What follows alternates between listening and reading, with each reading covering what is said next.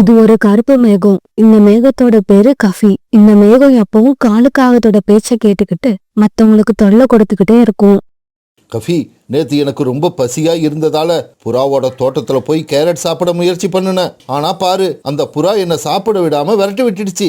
அதுக்கு சரியான பாடம் கத்து கொடுக்கணும். காலு, கவலைப்படாத. அந்த புறாவோட வயலை இன்னைக்கு நாசமாக்கிடுவோம். ஆரம்பத்துல எல்லாம் எனக்கு இந்த மாதிரி அடுத்தவங்களுக்கு தொல்லை கொடுக்கறது கஷ்டமா தான் இருக்கும். ஆனா உன் கூட சேர்ந்து சேர்ந்து எனக்கு இப்ப பழகி போயிடுச்சு. இப்படி சொன்ன கஃபி மேகம் உடனே காலுக்காகத்தை தாமாயின்னு ஏத்திக்கிட்டு புறாவோட தோட்டத்தை நோக்கி பறந்து போச்சு. இப்படி இவங்க 2 பேரும் பறந்து வந்துகிட்டு இருக்காத தன்னோட வயல்ல ஓய்வெடுக்கிறதுக்காக படுத்திருந்த புறா பாத்துருச்சு. ஐயோ, இந்த கருப்பு மேகம் இன்னைக்கு மழை பெஞ்சு என்னோட வயலை கண்டிப்பா நாசமாக்கிடும். இதை இப்பவே தடுத்து நிறுத்தணும். இப்படி சொன்ன புறா உடனே அங்கிருந்து பறந்து போய் கஃபி மேகத்துக்கிட்ட இப்படி பேச ஆரம்பிச்சது. கஃபி, உன்னை பார்த்தா இந்த பக்கம் மழை பெய்ய வந்த மாதிரி தெரியுது. ஒருவேளை நீ இந்த பக்கம் மழை பெய்யறதுக்காக வந்திருந்தா தயவு செய்து உன்னோட முடிவை மாத்திக்க. இந்த இடத்துல இப்ப மழைக்கு அவசியம் கிடையாது. இங்க பாரு கஃபி, வர்றவங்க போறவங்க பேச்ச கேட்டுக்கிட்டு உன்னோட முடிவை மாத்திக்காத. நீ எதுக்காக இங்க வந்தியோ அந்த வேலையை செஞ்சு முடி. காலுக்காக இப்படி சொன்னதும் கஃபி அந்த இடத்துல ஜோரா மழை பெய்ய ஆரம்பிச்சது. இப்படி தொடர்ந்து ஒரே இடத்துல மழை பெஞ்சதால புறாவோட தோட்டம் இப்ப நதி மாதிரி மாறிடுச்சு. புறாவோட தோட்டத்துல இருந்த கேரட் எல்லாம் அந்த தண்ணீர்ல மூழ்கிடுச்சு. இது எல்லாம் மரத்து மேல உட்காந்து பாத்துக்கிட்டு இருந்த புறா கண்ணீர் விட்டு அழ ஆரம்பிச்சது. கொஞ்ச நாளைக்கு முன்னால என்னோட வயல்ல கேரட்டை திருட வந்த இந்த காலுக்காகத்தை நான் விரட்டி விட்டதால கஃபி மேகத்தை அழைச்சுக்கிட்டு வந்து என்னோட வயலை நாசம் பண்ணிடுச்சு. புறாவோட வயல் பூரா தண்ணியால நிரம்பின உடனே கஃபி மேகமும் காலுக்காகவும் அந்த இடத்த விட்டு போக ஆரம்பிச்சாங்க. பிறகு கஃபி மேகம் கடலை நோக்கியும் காலுக்காக தன்னோட வீட்டை நோக்கியும் பறந்து போனாங்க. காலுச்சி, வீட்ல சமையல் செய்ய எந்த மளிகை ஜாமானும் இல்ல. ஆனா நீங்க ஊர் சுத்துறத மட்டும் நிறுத்தாதீங்க. போங்க, ஏதாவது வேலைக்கு போய் சம்பாதிச்சுக்கிட்டு வாங்க. இந்த சமயத்துல மேகங்களோட அரசன் ஜம்போ கஃபி மேகத்தை பார்த்து இப்படி பேச ஆரம்பிச்சது. கஃபி, இவ்வளவு நேரமா நீ எங்க போயிருந்த? அரசரே, ஒரு காடு தண்ணி இல்லாம காஞ்சு போயிருந்தது. அதனால அங்க போய் மழை பெஞ்சு அங்க உள்ள பறவைகளை சந்தோஷப்படுத்திட்டு வரேன். ரொம்ப நல்லது. இப்படிதான் நாம நம்மள நம்பி இருக்கிற பறவைகளுக்கும் விலங்குகளுக்கும் உதவி செஞ்சுக்கிட்டே இருக்கணும். நாமும் சந்தோஷமா இருக்கணும். நம்மள நம்பி இருக்கிறவங்களையும் சந்தோஷமா வச்சுக்கணும். இப்படியே சில நாட்கள் நகர்ந்துச்சு. ஒரு நாள் சோனா குருவி தன்னுடைய குழந்தைங்களை வீட்டுக்கு வெளியில இருந்த சூரிய வெளிச்சத்துல உட்கார வச்சுட்டு இப்படி பேச ஆரம்பிச்சது. குழந்தைகளா, இந்த குளிர்காலத்துல இப்பதான் சூரியனை நம்மளால பார்க்க முடியுது. அதனால நீங்க 2 பேரும் இந்த வெயில்ல குளிர் காஞ்சுக்கிட்டு இங்கேயே உட்காந்துருங்க. அம்மா போய் ஏதாவது சாப்பிட எடுத்துட்டு வந்துடுறேன். இப்படி சொல்லிட்டு சோனா குருவி உணவு தேட பறந்து போச்சு. இத பார்த்த காலுக்காக உடனே கஃபி மேகத்தை பார்க்க கடற்கரைக்கு பறந்து போச்சு. கஃபி, சீக்கிரமா இங்க வா. நமக்கு டைம் பாஸ் பண்ண ஒரு வேலை கிடைச்சிருக்கு. அப்படியா? மழை பெய்யணுமா? கொஞ்ச நேரம் இரு, நிறைய தண்ணி குடிச்சிட்டு வந்துடுறேன். இல்ல கஃபி, தண்ணிக்கு அவசியம் இல்ல. 2 குருவி குழந்தைங்க சூரிய வெளிச்சத்துல குளிர் காஞ்சுக்கிட்டு உக்காந்துருக்காங்க. நாம போய் சூரியனை மறைச்சி அவங்களுக்கு நிழலை கொடுத்தா போதும். அவங்க குளிர்ல ரொம்பவும் கஷ்டப்படுவாங்க. இவ்வளவுதானா? சீக்கிரமா வந்து என் மேல உட்காரு, நாம உடனே கிளம்புவோம். பிறகு காலுக்காகவும் கஃபி மேகமும் சோனா குருவி வீட்டை நோக்கி பறந்து போனாங்க. வீட்டு வாசல்ல உட்கார்ந்திருந்த குக்குவும் பியூட்டியும் திடீர்னு அங்க வந்த கஃபி மேகத்தை கவனிச்சிட்டாங்க. அக்கா, இது எப்படி? வானம் மேகமே இல்லாம நீல கலர்ல அழகா இருக்கு. ஆனா ஒரே ஒரு கருப்பு மேகம் மட்டும் இங்க எப்படி வந்துச்சு? பிறகு கொஞ்ச நேரத்துல கஃபி மேகம் சூரியனை வந்து மறைஞ்சிருச்சு. உடனே குக்குவும் பியூட்டியும் இருந்த இடத்துல வெயில் போய் நிழல் வந்துருச்சு. இப்படி நிழல் வந்ததால குக்குவுக்கும் பியூட்டிக்கும் குளிர ஆரம்பிச்சிருச்சு. அக்கா, எனக்கு குளிருது. ஆமாண்டா, எனக்கு கூட குளிருது. இந்த மேகம் எங்க இருந்துதான் வந்துச்சுன்னு தெரியல. இது வந்ததாலதான் சூரிய ஒளி நம்ம மேல படாம போயிடுச்சு. இவங்க இப்படி பேசிக்கிட்டு இருக்கப்ப உணவு தேட போன சோனா குருவியும் வந்துடுச்சு. இந்த கஃபி மேகம் எதுக்காக இங்க வந்துச்சு? கண்டிப்பா இதுவா வந்திருக்காது. காலண்ணன் தான் ஏதோ சொல்லி அழைச்சிட்டு வந்திருக்கணும். கஃபி, போ இங்கிருந்து. நீங்க வந்ததால எங்களுக்கு கிடைக்க வேண்டிய சூரிய வெளிச்சம் கிடைக்காம போயிடுச்சு. நீ இப்ப இந்த இடத்த விட்டு போகலன்னா மேகங்களோட அரசர்கிட்ட நான் வந்து உன்னை பத்தி கம்ப்ளைண்ட் பண்ண வேண்டியிருக்கும். போக முடியாது. உங்களுக்கு எப்படி சூரிய ஒளி தேவைப்படுதோ அதே மாதிரிதான் எனக்கும் சூரிய ஒளி தேவைப்படுது. இந்த சூரிய ஒளி பட்டாதான் எனக்கு நல்லா தூக்கம் வரும். எனக்கு எங்க தூக்கம் வந்தாலும் அங்கேயே தூங்கிடுவேன். என்ன தூங்க கூடாதுன்னு சொல்ல யாருக்கும் அதிகாரம் இல்ல. கஃபி மேகம் இப்படி சொன்ன உடனே பக்கத்து மரத்துல உட்கார்ந்து இருந்த காலுக்காகவும் சத்தம் போட்டு சிரிக்க ஆரம்பிச்சது. சோனா, உனக்கு எப்படி இந்த காட்டுல உரிமை இருக்கோ அதே மாதிரி தான் இந்த கஃபி மேகத்துக்கும் உரிமை இருக்கு. அது நினைச்சா எங்க வேணாலும் போகலாம், எப்படி வேணாலும் தூங்கலாம். அதை கேட்க நீ யாரு? காலண்ணா, இதெல்லாம் உங்களோட வேலைதான்னு எனக்கு நல்லா தெரியும். உங்களோட அநியாயத்துக்கெல்லாம் நான் இப்பவே முடிவு கட்டுறேன். இப்படி சொன்ன சோனா குருவி பிறகு அங்கிருந்து புறாவை பாக்குறதுக்காக பறந்து போச்சு. கஃபி, பாத்தியா, அந்த சோனா குருவி அழுதுகிட்டே பறந்து போகுது. நாம பட்ட கஷ்டம் வீணா போகல, நாம நினைச்சதுன்னு நடந்துருச்சு. புறாவை போய் பார்த்த சோனா குருவி நடந்தது எல்லாத்தையும் புறா கிட்ட சொல்லுச்சு. அப்படியா சோனா? அந்த கஃபி மேகமும் காலுக்காகமும் சேர்ந்து கொஞ்ச நாளைக்கு முன்னாடி என்னோட வயல்ல தேவையில்லாம மழை பெஞ்சு விளைஞ்சிருந்த கேரட் எல்லாத்தையும் நாசம் பண்ணிட்டாங்க. புறாண்ணா, நீங்க அப்பவே ஏதாவது நடவடிக்கை எடுத்திருந்தா அவங்களுக்கு இந்த அளவுக்கு தைரியம் வந்திருக்காது. சோனா, அவங்க செய்யறது தப்புன்னு தெரியுது, இருந்தாலும் நம்மளால என்ன பண்ண முடியும்? என்ன செய்ய முடியுமா? நாம நினைச்சா எதையும் செய்யலாம். நம்ம உடனே போய் மேகங்களோட அரசர்கிட்ட புகார் கொடுக்கணும். சோனா, மேகங்களோட அரசர்கிட்ட நாம புகார் கொடுத்தா நடவடிக்கை எடுப்பாரா? ஏன் எடுக்க மாட்டாரு? கண்டிப்பா எடுப்பாரு. நீங்க முதல்ல என் கூட கிளம்பி வாங்க. இப்படி சொன்ன சோனா குருவி பிறகு புறாவை கூப்பிட்டுக்கிட்டு மேகங்களோட அரசரை பார்க்க கடற்கரையை நோக்கி பறந்து போச்சு. மேகங்களோட அரசரே, காலுக்காகமும் கஃபி மேகமும் சேர்ந்துகிட்டு கொஞ்ச நாளா எங்க எல்லாருக்கும் தொல்லை கொடுத்துக்கிட்டே இருக்காங்க. அப்படியா? ஆமா, காலையில என்னோட குழந்தைங்க 2 பேரும் சூரிய ஒளி வெளிச்சத்துல குளிர் காஞ்சுக்கிட்டு இருந்தாங்க. அப்ப தேவையில்லாம காலுக்காகவும் கஃபி மேகத்தை கூப்பிட்டுட்டு வந்து சூரியனை மறைக்க சொல்லிடுச்சு. இது மட்டும் இல்ல, கொஞ்ச நாளைக்கு முன்னால கஃபி மேகம் தேவையில்லாம என்னோட வயல்ல மழை பெஞ்சு நாசமாக்கிடுச்சு. அதுக்கு காரணமும் காலுக்காகம் தான். இல்ல, அன்னைக்கு கஃபி வறண்டு போயிருந்த ஒரு நிலத்துல மழை பெஞ்சிட்டு வந்ததா தான் என்கிட்ட சொல்லிச்சு. இல்ல, கஃபி மேகம் உங்ககிட்ட பொய் சொல்லியிருக்கு. நீங்க எங்க கூட வாங்க. அவங்க 2 பேரும் இப்ப எங்க காட்டுல தான் இருக்காங்க. நீங்க அங்க வந்தீங்கன்னா நாங்க சொல்றது உண்மைன்னு நிரூபிக்கிறோம். பிறகு மேகங்களோட அரசரை கூப்பிட்டுக்கிட்டு சோனா குருவியும் புறாவும் தங்களுடைய காட்டை நோக்கி பறந்து போனாங்க. மேகங்களோட அரசர் ஒரு மரத்துக்கு பின்னால மறைஞ்சு நின்னு காலுக்காகமோ கஃபி மேகமோ பேசுறத கேட்க ஆரம்பிச்சாரு. காலு, இந்த சோனா குருவி என்ன பத்தி அரசர்கிட்ட புகார் கொடுக்க போறேன்னு சொல்லுச்சு. அதுக்கு நாம தகுந்த தண்டனை கொடுத்தாகணும். ஆமா, நாளைக்கு நிறைய தண்ணீர் குடிச்சிட்டு வா. சோனா குருவியோட வீட்டு மேல மழை பெஞ்சி அந்த வீட்டை இடிச்சு கீழே தள்ளணும். அது மட்டும் இல்ல, நம்மள பத்தி அரசர்கிட்ட யாரு புகார் கொடுக்க நினைக்கிறாங்களோ அவங்க எல்லாரையும் இந்த காட்டை விட்டு ஒழிச்சு கட்டணும். இந்த சமயத்துல மேகங்களோட அரசரும் அந்த இடத்துக்கு வந்து சேர்ந்துட்டாரு. கஃபி, நீ இந்த மாதிரி தவறு பண்ணுவன்னு நான் நினைக்கவே இல்லை. எல்லா உயிர்களுக்கும் நல்லது மட்டும்தான் செய்யணும்னு நான் உனக்கு எத்தனையோ தடவை சொல்லி இருக்கேன். ஆனா நீ அதையெல்லாம் மறந்துட்டு இந்த காலுக்காகத்து கூட சேர்ந்து நிறைய கெட்ட காரியங்கள் பண்ணி மத்தவங்களை கஷ்டப்படுத்தி இருக்க. அதுக்காக உனக்கு இப்ப தண்டனை கொடுக்க போறேன்.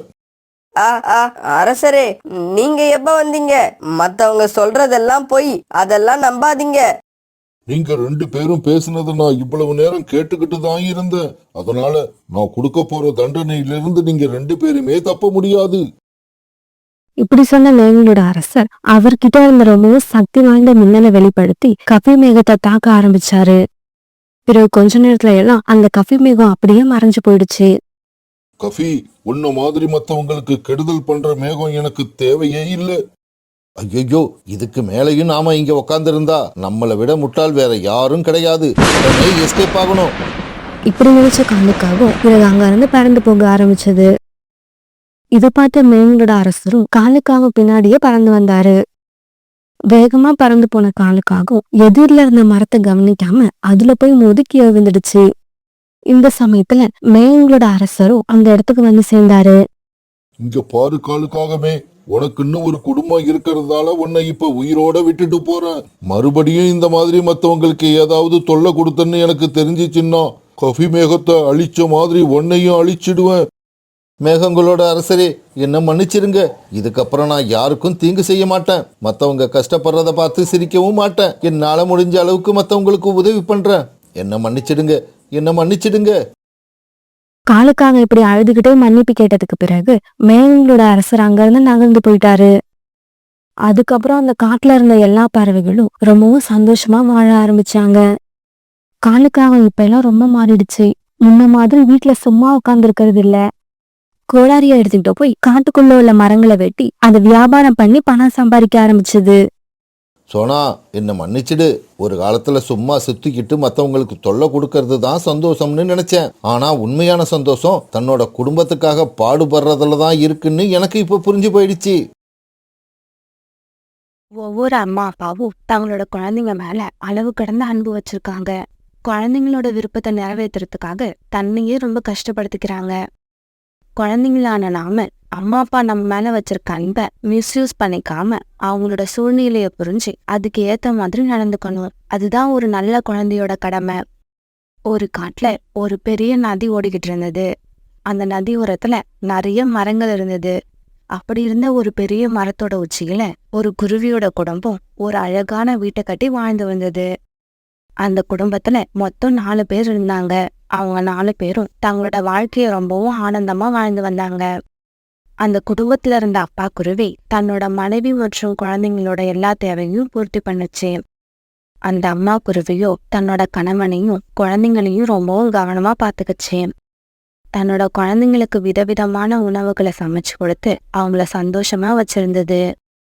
அப்பா அப்பா எனக்கு வர்றப்ப லட்டு வாங்கிட்டு வாங்கப்பா. அப்பா அப்பா எனக்கு சூடா சமோசா வேணும். கவலைப்படாதீங்க, நான் சாயங்காலம் வீட்டுக்கு வரும்பொழுது நீங்க கேட்டதை கண்டிப்பா வாங்கிட்டு வருவேன். அப்பா சமோசா சூடா இருக்கணும், அத மறந்துடாதீங்க. சரி சரி, நீங்க கேட்டது எல்லாத்தையும் அப்பா வாங்கிட்டு வருவாங்க. அவங்கள முதல்ல வேலைக்கு போக விடுங்க. பிறகு ராணா குருவி அந்த வேலை பார்க்குற இடத்துக்கு கிளம்பி பறந்து போச்சு. சோனா குருவி தன்னுடைய கணவர் வேலைக்கு போனதுக்கு அப்புறம் வீட்டு வேலைகளை பார்க்க ஆரம்பிச்சது. குழந்தைங்க 2 பேரும் ஒரு பந்து எடுத்து விளையாட ஆரம்பிச்சாங்க. வேலைக்கு போன ராணா குருவி பகல் பூரா காட்டுல உள்ள மரங்களை வெட்டி விறகாக்குச்சு. பிறகு சாயங்காலம் அந்த விறகுகளை கொண்டு போய் மார்க்கெட்ல வித்துட்டு பணத்தை எடுத்துக்கிட்டு தன்னோட வீட்டுக்கு திரும்பி வந்தது. இப்படி திரும்பி வரப்ப ஒரு ஸ்வீட் கடைக்கு போய் பியூட்டி கேட்ட லட்டையும் குக்கு கேட்ட சமோசாவையும் வாங்கிக்கிச்சு. இப்படி குழந்தைங்க கேட்டதை வாங்கிக்கிட்ட ராணா குருவி பிறகு தன்னுடைய வீட்டை நோக்கி பறந்து போச்சு. லட்டு என்னோட லட்டு என்னோட லட்டு. அப்பா என்னோட சமோசா. ராணா குருவி அதை வாங்கிட்டு வந்த லட்டையும் சமோசாவையும் ஆளுக்கு ஒரு பிளேட்ல வச்சு கொடுத்தது. சாப்பிடுங்க, எல்லாரும் சந்தோஷமா சாப்பிடுங்க. அப்பா நீங்க சாப்பிடல. நான் வந்து கடையிலேயே சாப்பிட்டுட்டேன். அப்பா நீங்க எப்பவுமே இப்படிதான் கடையிலேயே சாப்பிட்டுட்டு வந்துடுறீங்க. எங்க கூட சேர்ந்து இது வரைக்கும் சாப்பிட்டதே இல்ல. பிறகு குழந்தைங்க 2 பேரும் சாப்பிட ஆரம்பிச்சாங்க. சோனா, நீ என்ன வேடிக்கை பார்த்துக்கிட்டு இருக்க? நீயும் சாப்பிடு. குக்குவோட அப்பா, நீங்க குழந்தைங்களை ஏமாத்தலாம், ஆனா என்னை ஏமாத்த முடியாது. நீங்க இதை சாப்பிட்டாதான் நானும் சாப்பிடுவேன். பிறகு சோனா குருவியும் ராணா குருவியும் சேர்ந்து ஒரு பிளேட்ல இருந்ததை சாப்பிட ஆரம்பிச்சாங்க. ஒரு நாள் பறந்து போய்கிட்டு இருந்த குக்கு ஜக்கு எதையோ சாப்பிட்றத பார்த்துட்டு அங்க போனான். ஜக்கு ஜக்கு இது பேர் என்ன? குக்கு, இதுக்கு பேரு பர்கர். எங்க அப்பா எனக்காக வாங்கிக்கிட்டு வந்து கொடுத்தாங்க. இது எப்படி இருக்கும்? இது ரொம்பவும் டேஸ்டா இருக்கும். நீயும் உங்க அப்பா கிட்ட சொல்லி வாங்கிக்கிட்டு வர சொல்லு. இன்னைக்கு எங்க அப்பா கிட்ட சொல்லி நாளைக்கு வாங்கிட்டு வர சொல்வேன். இந்த பர்கர் எப்படி இருக்குன்னு சாப்பிட்டு பாப்பேன். இப்படி சொன்ன குக்கு பிறகு தன்னுடைய வீட்டுக்கு பறந்து போனான். அன்னைக்கு சோனா குருவி ராத்திரி சாப்பாட்டுக்காக சப்பாத்தியும் குருமாவும் செஞ்சிருந்தது. பியூட்டி அதை சாப்பிட ஆரம்பிக்க குக்கு மட்டும் அதை சாப்பிடாம வேற பக்கம் திரும்பி உட்காந்துக்கிட்டான். குக்கு, உனக்கு என்ன பசி இல்லையா? ஏன் சாப்பிடாம உட்காந்துருக்க? வேண்டாம், எனக்கு இந்த சப்பாத்தி வேண்டாம். பர்கர் வாங்கி கொடுத்தாதான் சாப்பிடுவேன். இங்க பாரு குக்கு, இந்த சமயத்துல பர்கரை யாரு போய் வாங்கிட்டு வர்றது? மரியாதையா சப்பாத்திய சாப்பிடு, இல்லைன்னா முதுகுலயே உள்ள போடுவ. குக்கு, சப்பாத்தியும் குருமாவும் ரொம்ப நல்லா இருக்கு, சாப்பிட்டு பாரு. ஆனா குக்கு அதை சாப்பிடாம அழ ஆரம்பிச்சான். சரி சரி குக்கு, நீ அழாம இரு. அப்பா உனக்கு இப்பவே போய் பர்கர் வாங்கிக்கிட்டு வரேன். இப்படி சொன்ன ராணா குருவி அந்த ராத்திரியில பர்கர் வாங்குறதுக்காக வெளியில பறந்து போச்சு. பிறகு அந்த ராத்திரியில கழுகு வச்சிருந்த கடையில இருந்து பர்கர் வாங்கிக்கிட்டு தன்னுடைய வீட்டுக்கு திரும்பி போச்சு. இந்த மாதிரி ராணா குருவி தன்னோட கஷ்டத்தை பத்தி நினைக்காம குழந்தைங்களோட சந்தோஷத்தையே பெருசா நினைச்சுக்கிட்டு இருந்தது. இப்படியே சில நாட்கள் நகர்ந்துச்சு. ஒரு நாள் ராணா குருவி தன்னோட மனைவி கிட்ட இப்படி பேச ஆரம்பிச்சது. சோனா, மர வெட்டுற வேலைக்கு என்ன பக்கத்து காட்டுல கூப்பிட்டுருக்காங்க. நான் அங்கிருந்து திரும்பி வர்றதுக்கு 2 நாள் ஆகும்.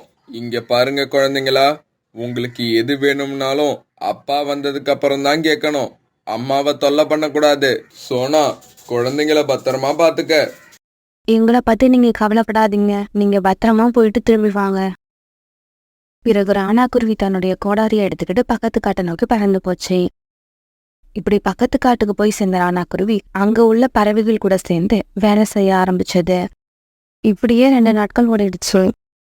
ராணா குருவி தன்னுடைய காட்டுல இருந்து இங்க வந்து இன்னையோட 2 நாட்கள் ஆயிடுச்சு. இன்னைக்கு சாயங்காலமா ராணா குருவி தன்னோட காட்டுக்கு திரும்பி போறதா இருந்துச்சு.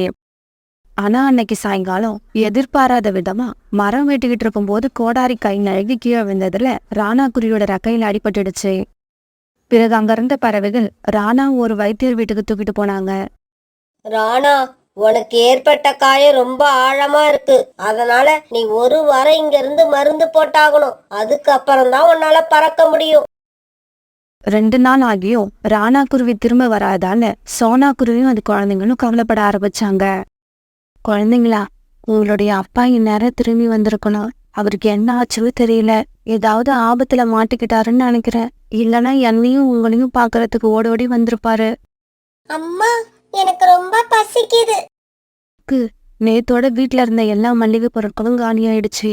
இதுக்கப்புறம் உங்க அப்பா திரும்பி வர வரைக்கும் நாம காஞ்ச தானியங்களை தான் சாப்பிடணும். இப்படி சொன்ன சோனா குருவி பிறகு உணவு தேடுறதுக்காக வெளியில பறந்து போச்சு. பிறகு சீக்கிரமாவே தானியங்களை எடுத்துக்கிட்ட சோனா குருவி தன்னோட வீட்டுக்கு திரும்பி வந்துச்சு. அம்மா, இந்த காஞ்சி போன தானியங்கள் எனக்கு வேண்டாம். எனக்கு பர்கர் தான் வேணும். குக்கு, இப்ப இந்த தானியங்களை சாப்பிடு. 2 நாள்ல திரும்பி வரேன்னு சொல்லிட்டு போன அப்பா இது வரைக்கும் திரும்பி வரல. அவங்க எந்த சூழ்நிலையில இருக்காங்கன்னு தெரியல. ஏற்கனவே அம்மா அதை நினைச்சு கவலைப்பட்டுக்கிட்டு இருக்காங்க. இந்த சமயத்துல நீயும் அம்மாவுக்கு தொல்லை கொடுக்காத. குப்பு, அப்பா வந்த உடனே அம்மா உனக்கு கண்டிப்பா பர்கர் வாங்கி கொடுக்க சொல்றேன். இப்ப இத சாப்பிடு. சாப்பிட மாட்டேன், சாப்பிட மாட்டேன். இந்த காஞ்சி போன தானியங்களை நான் சாப்பிடவே மாட்டேன். பிறகு சோனா குருவியும் அது பண்ண பியூட்டியும் அவங்களோட தானியங்களை சாப்பிட ஆரம்பிச்சாங்க. ஆனா குக்கு தானியங்களை சாப்பிடாம பிடிவாதமும் உட்கார்ந்துருந்தான். தன்னோட பையன் பசியில உட்கார்ந்துருக்கத பார்த்த சோனா குருவியோட மனசு கேட்கல. பிறகு மார்க்கெட்டுக்கு போய் கடன் சொல்லி ஒரு பர்கரை வாங்கிட்டு வந்து தன்னோட பையன் குக்கு கிட்ட கொடுத்தது. பர்கரை பார்த்த குக்கு ரொம்ப சந்தோஷப்பட்டான். பாத்தியா பியூட்டி, எங்க அம்மா எனக்கு எப்படியும் பர்கர் வாங்கிட்டு வந்து கொடுப்பாங்கன்னு எனக்கு தெரியும். பிறகு மறுநாளும் குக்கு காஞ்ச தானியங்களை சாப்பிட மறுத்துட்டான். அம்மா, எனக்கு இன்னைக்கு சாம்பார் சாதம் வேணும். குக்கு, நீ உன்னை பத்தி மட்டும் தான் நினைக்கிற. மத்தவங்கள பத்தி உனக்கு கொஞ்சம் கூட கவலை இல்ல. இங்க பாரு பியூட்டி, நான் உன் கூட பேசல, அம்மா கூட தான் பேசுறேன். அம்மா, எனக்கு இந்த தானியங்கள் வேண்டாம். உங்களால முடிஞ்சா எனக்கு சாம்பார் சாதம் செஞ்சு கொடுங்க. இல்லன்னா எனக்கு எதுவும் தேவையில்லை. குக்கு இப்படி சொன்ன உடனே சோனா குருவிக்கு என்ன பண்றதுன்னு புரியல. தன்னோட பையன் பசியில இருக்கத சோனாவால தாங்க முடியல. குக்கு, கொஞ்ச நேரம் பொறு, அம்மா கோரி அக்கா வீட்டுக்கு போய் சாப்பிட ஏதாவது இருந்தா வாங்கிட்டு வரேன். சோனா குருவி உடனே தன்னுடைய வீட்டை விட்டு கிளம்பி கோரிக்காவத்தோட வீட்டுக்கு போச்சு. கோரி அக்கா, கொஞ்சம் சாதமும் சாம்பாரும் இருந்தா கொடுங்க. என் பையன் சாம்பார் சாதம் தான் வேணும்னு அடம் பிடிக்கிறான். சோனா, இப்ப என்கிட்ட சாதமும் இருக்கு சாம்பாரும் இருக்கு. நான் 2த்தையுமே உனக்கு தரேன். ஆனா பாரு, வேலைக்காரி இன்னைக்கு லீவு போட்டுட்டா. அதனால சாப்பிட்ட பாத்திரம் எல்லாம் அப்படியே கிடக்கு. அதை யாரை விட்டு சுத்தம் பண்ண சொல்றதுன்னு தவிச்சுக்கிட்டு இருந்தேன். கடவுள் அந்த சமயம் பார்த்து உன்னை இங்க அனுப்பியிருக்காரு. கோரிக்காகத்தோட எண்ணத்தை புரிஞ்சுக்கிட்ட சோனா குருவி உடனே அவங்க வீட்டுல கடந்த பாத்திரங்களை எல்லாம் சுத்தம் பண்ண ஆரம்பிச்சது. அம்மா வீட்டுக்கு வர லேட் ஆன உடனே குக்கு தன்னோட அம்மாவை தேடிக்கிட்டு கோரி ஆண்டி வீட்டுக்கு பறந்து வந்தான். இப்படி வந்தவன் அம்மா பாத்திரங்களை சுத்தம் பண்ணிக்கிட்டு இருக்கத பார்த்துட்டு அதிர்ச்சி ஆயிட்டான். அம்மா, நீங்க எதுக்கு கோரி ஆண்டி வீட்டு பாத்திரங்களை சுத்தம் பண்றீங்க? குக்கு, இந்த பாத்திரங்களை இப்ப நான் கழுவுனாதான் என்னால உனக்கு சாதமும் சாம்பாரும் கொடுக்க முடியும். அம்மா சொன்ன பதில கேட்ட குக்குவோட கண்ணுல கண்ணீர் வந்தது. அம்மா, என்ன மன்னிச்சிடுங்கம்மா. நீங்க இப்படி அடுத்தவங்க வீட்டு பாத்திரத்தை சுத்தம் பண்ணி கிடைக்கிற எந்த பொருளும் எனக்கு வேண்டாம். எனக்கு சாம்பார் சாதம் தேவையில்லை. நான் இனிமே காஞ்ச தானியங்களையே சாப்பிடுறேன். இப்படி சொன்ன கொக்கு பிறகு தன்னோட அம்மாவை கூப்பிட்டுக்கிட்டு தன்னுடைய வீட்டுக்கு பறந்து போனான்.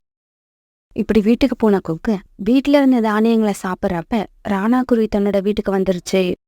அப்பா, என்னோட அப்பா வந்துட்டாங்க. ஐ அப்பா, அப்பா, அப்பா. அப்பாவை பார்த்த குழந்தைங்க 2 பேரும் ரொம்ப சந்தோஷப்பட்டாங்க. என்னங்க, உங்களோட ரெக்கையில எப்படி காயப்பட்டது? பிறகு ராணா குருவி நடந்த கதை எல்லாத்தையும் தன்னோட மனைவி கிட்ட சொல்லுச்சு. இன்னைக்குதான் என்னோட ரெக்கையில வலி இல்லாம இருக்கு. அதனாலதான் உடனே கிளம்பி நம்ம வீட்டுக்கு வந்துட்டேன். அது சரி, நான் வீட்டுல இல்லாதப்ப பசங்க உனக்கு ஒன்னும் தொல்லை கொடுக்கல இல்ல? ராணா அப்படி கேட்ட உடனே கொக்கு பயந்துகிட்டே தன்னோட அம்மா முகத்தை திரும்பி பார்த்தான். அப்பா, அப்பா, குக்கு வந்து இல்லங்க, யாரும் எனக்கு எந்த தொல்லையும் கொடுக்கல. என்னோட பிள்ளைங்க புத்திசாலிங்க. அம்மாவோட நிலைமைய தெரிஞ்சு ரொம்பவும் சமத்தான் நடந்துகிட்டாங்க. அம்மா இப்படி சொன்னதை கேட்ட கொக்கு உடனே தன்னோட அம்மாவை கட்டி பிடிச்சுக்கிட்டு தான் செஞ்ச தவறு நினைச்சு அழ ஆரம்பிச்சான்.